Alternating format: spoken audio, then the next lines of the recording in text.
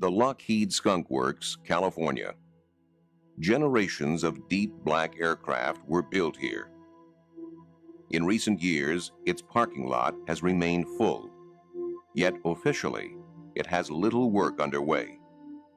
Too little to explain all the activity. Production of its Blackbird spy plane is long finished. Its last contract was for the stealth fighter. That is near completion.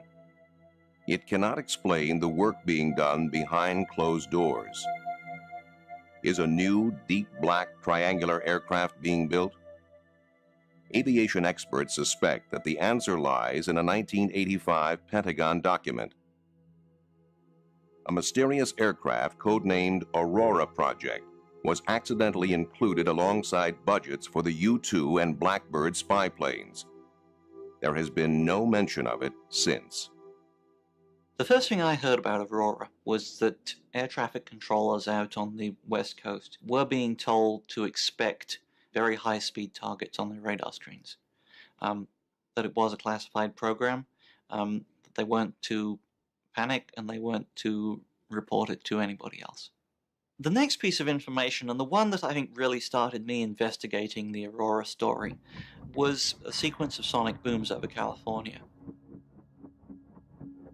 On Thursday, June 18th, 1992, at 7 in the morning, and on 6 other Thursdays at the same hour in the preceding year, there was a minor tremor in Los Angeles.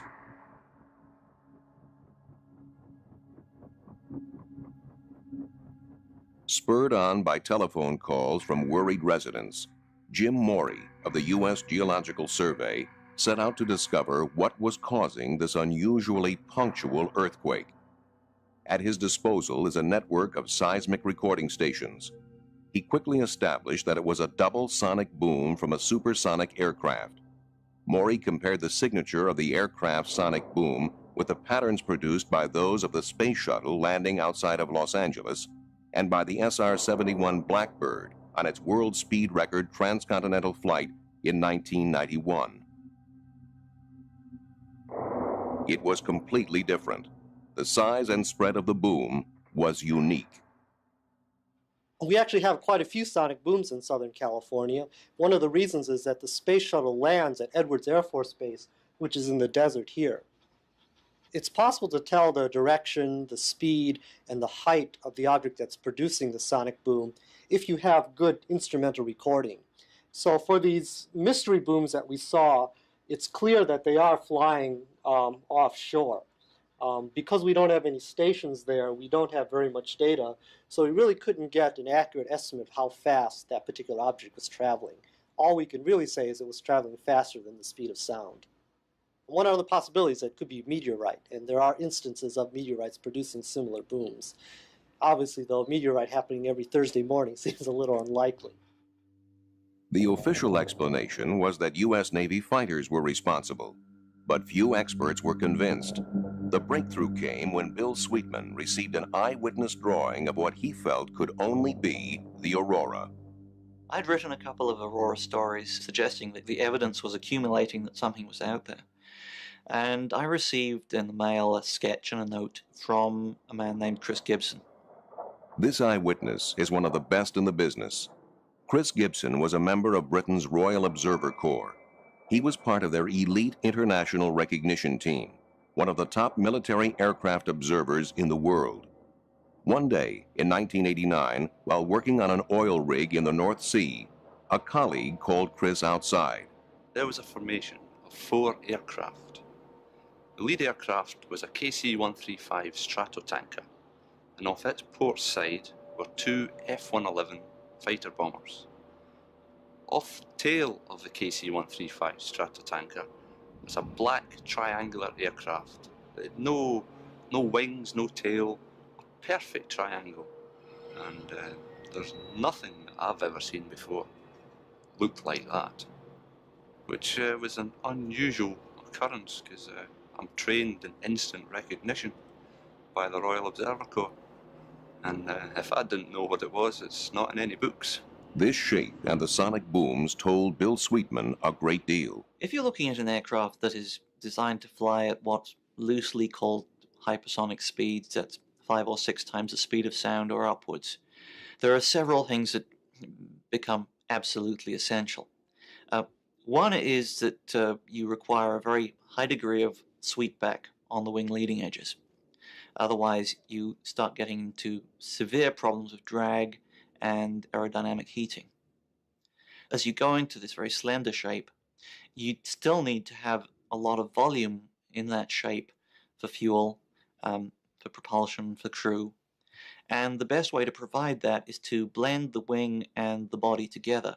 You get a very characteristic, highly blended triangular shape, which is, in plan view, identical to what Chris saw.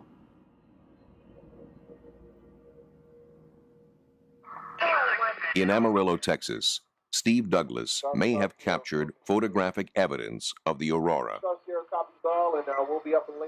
He maintains sophisticated military signals monitoring equipment in his home. I think it was March 23rd, 1992. I was back here in my office when the house was shook by what sounded like a large sonic boom. I'd heard a lot of sonic boom before, so I know how they sound, but this one seemed to continue. It wasn't just a crack boom and left. It was a rather large shudder that you could feel in your chest, and the windows vibrated. And that's when I saw this very high-speed aircraft flying over the house at incredible rates. I grabbed my camera, knowing it was something different, especially because of the way the contrail worked. The Donuts on a Rope contrail is produced by no conventional aircraft. Its engine noise is also unique.